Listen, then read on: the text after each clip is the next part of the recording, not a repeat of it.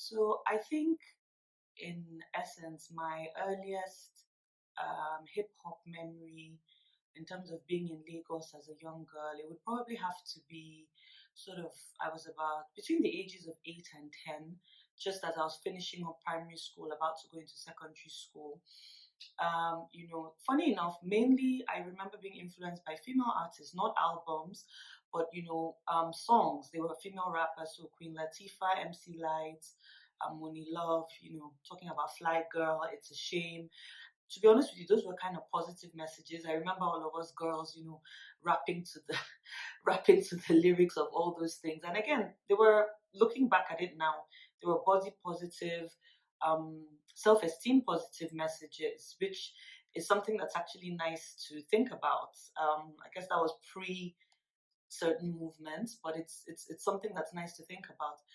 Then probably as I got into secondary school, again, age 11 to 13, based on my age demographic, I kind of missed the Easy NWE, big thing, which was at the end of the 80s. So, end of the 80s into the early 90s.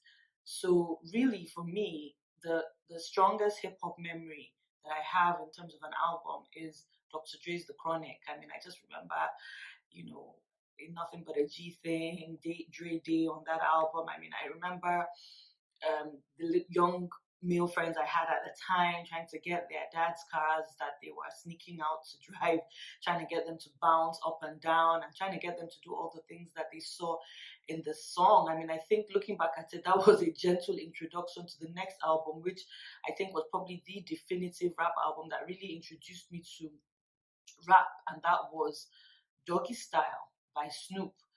Now that was just a completely, I'm thinking about it now. I don't know whether to say it definitely, looking at it now, probably wasn't the most positive of influences in terms of the lyrics and the rap, but definitely there was something audacious and bold, and I think a generation of us imbibed that audacity in a sense. It's just very, very interesting, and it was like being introduced to a different culture, a different language, a different style of dress, a completely different way of looking at things. And so that was probably my first pure hip hop album, in which I knew several of the songs and the words and things like that. To be honest with you, I heard it off my older cousin, and we used to ride to school together. I probably shouldn't have. And then came Warren G, Nate Dogg, Warren G's Regulate also. That album was huge. Actually, the album wasn't called Regulate, it was called something else, but it was the album that had Regulate on it. Um, and then you had Above the Rim. And to be honest with you, for me, as again, because of my age demographic, I was primarily affected more by, at that time, the West Coast, at initially, before we got on to Biggie and Bad Boy and things like that coming into play.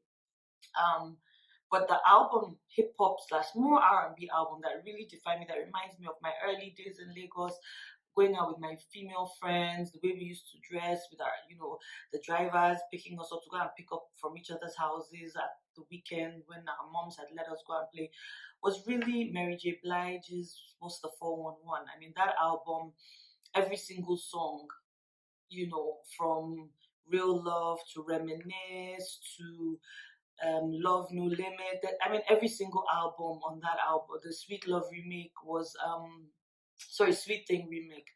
It was seminal. I've been to 3 Mary J. Blige concerts in my life. I'll probably still go to more, COVID allowing. Um, and that affected everything. It affected the way we dressed. We were all women now wearing baseball jerseys. It was all about the big baseball jerseys with your white tank top inside, your short shorts, your big hoops. I mean, back then we didn't have hair extensions and all those things, but your Timberland boots or boots, any boots you could find, and your socks. And really, the more you could dress like that, the cooler you were, or the cooler you wanted to be. And again, very body positive, because that wasn't all about wearing skimpy things or tight clothes or anything like that. It was about individuality, and those are really my early memories of being in Lagos as a young girl and hip hop and R&B. Rap Joint Lagos. beat the norm.